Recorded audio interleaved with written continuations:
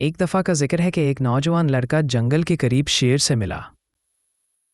لڑکے نے شیر سے کہا، میں تم سے دوستی کرنا چاہتا ہوں۔ تو شیر نے جواب دیا، ٹھیک ہے، اب ہم دوست ہیں۔ پھر وہ ساتھ چلنے اور باتیں کرنے لگے۔ لڑکے نے شیر سے کہا، آج موسم بہت اچھا ہے، میں نے پہلے کبھی شیر پر سواری نہیں کی، کیا میں تم پر سوار ہو سکتا ہوں اور کیا تم مجھے جنگل دکھاؤ گے؟ شیر نے کہا، ٹھیک ہے۔ پھر لڑکے نے شیر کو خوشی سے گلے لگایا، پھر وہ شیر پہ بیٹھ گیا۔ پھر وہ جنگل کی طرف جانے لگے تو لڑکے نے کہا، مجھے بہت فخر ہے کیونکہ میں شیر پر بیٹھا ہوں، مجھے لگتا ہے کہ میں سب سے مضبوط لڑکا ہوں جس کا شیر دوست ہے۔ شیر نے کہا، اب ہوشیار رہو کیونکہ ہم جنگل میں داخل ہونے والے ہیں۔ تو وہ جنگل کے اندر داخل ہو گئے۔ جنگل بہت گہرا اور خوبصورت تھا، ان میں بڑے بڑے درخت تھے اور پرندے چہچہا رہے تھے۔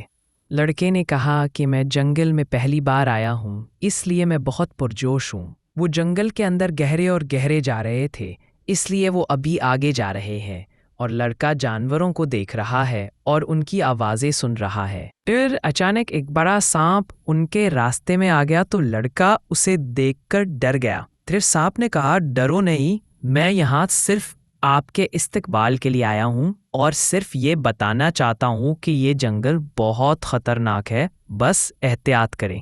اور سانپ نے لڑکے سے کہا، یہاں بہت خطرناک جھیلیں، خوفناک جانور ہیں، یہ تمہارے لیے نقصان دہ ہو سکتا ہے۔ پھر سانپ وہاں سے چلا گیا تو ہم آگے بڑھنا شروع کر دیتے ہیں۔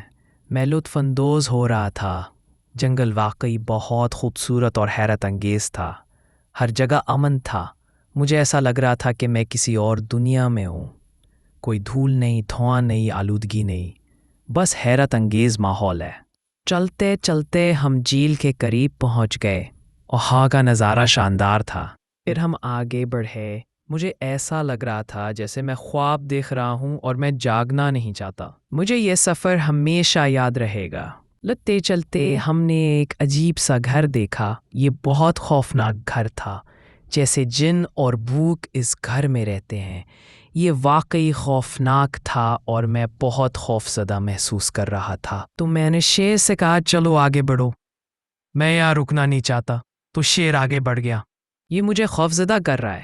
پھر ہم آگے بڑھے، پھر راستے میں ہم نے ہاتھیوں کا جھنڈ دیکھا، میں ان کو دیکھ کر بہت پرجوش ہوا۔ پھر ہاتھی ہمارے پیچھے ایسے چلنے لگے جیسے ہمارے ساتھ چلنا چاہتے ہوں۔ پھر شیر نے روک کر ان سے پوچھا کہ تم ہمارے پیچھے کیوں آ رہے ہو؟